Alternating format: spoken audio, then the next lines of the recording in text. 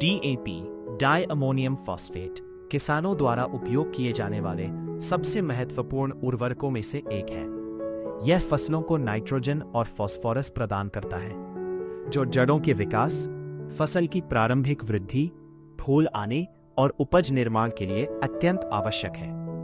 अपनी प्रभावशीलता के कारण डीएपी भारतीय कृषि में सबसे अधिक उपयोग किए जाने वाले उर्वरकों में से एक बन गया है।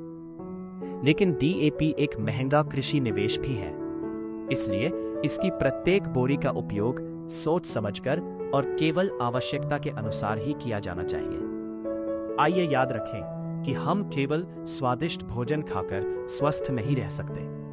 हमारे शरीर को संतुलित आहार की आवश्यकता होती है।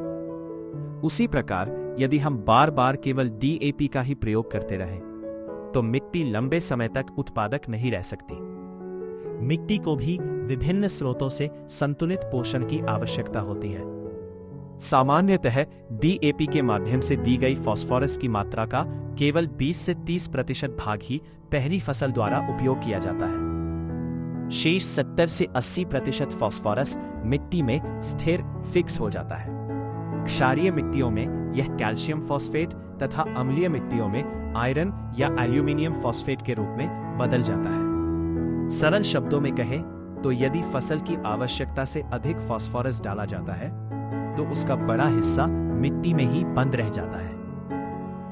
यदि किसान मृदा परीक्षण की सिफारिशों का पालन करें और मिट्टी में पहले से उपलब्ध फास्फोरस का उपयोग करें, तो वे बिना उपज पर कोई प्रतिकूल प्रभाव डाले प्रति मौसम 2000 रुपए से 3000 रुपए तक की बचत कर सकते हैं। केवल डीएपी के भरोसे मिट्टी की उत्पादकता को वर्ष दर वर्ष बनाए नहीं रखा जा सकता। लगातार केवल डीएपी पर निर्भर रहने से पोषक तत्वों का असंतुलन, सूक्ष्म पोषक तत्वों की कमी तथा अंततः मिट्टी की थकान, सॉइल फटीग जैसी समस्याएं उत्पन्न हो सकती है। इसका समाधान है एकीकृत पोषक तत्व प्रबंधन, इंटीग्रेटेड न्यूट्रिएंट मैनेजमेंट, जहां उपयुक्त हो किसानों को सिंगल सुपर फॉस्फेट एसएसपी तथा ट्रिपल सुपर फॉस्फेट टीएसपी जैसे विकल्पों पर भी विचार करना चाहिए। लंबी अवधि और बहुवर्षीय फसलों में रॉक फॉस्फेट तथा फॉस्फेट घुलनशील सूक्ष्म जीवों का उपयोग फास्फोरस का एक टिकाऊ स्रोत प्रदान कर सकता है। यदि मिट्टी में फास्फोरस का स्तर पहले से ही अधिक है, तो हर मौसम में फास्फोरस डालने की आवश्यकता नहीं होती। ऐसी स्थिति में किसान इसकी मात्रा कम कर सकते हैं।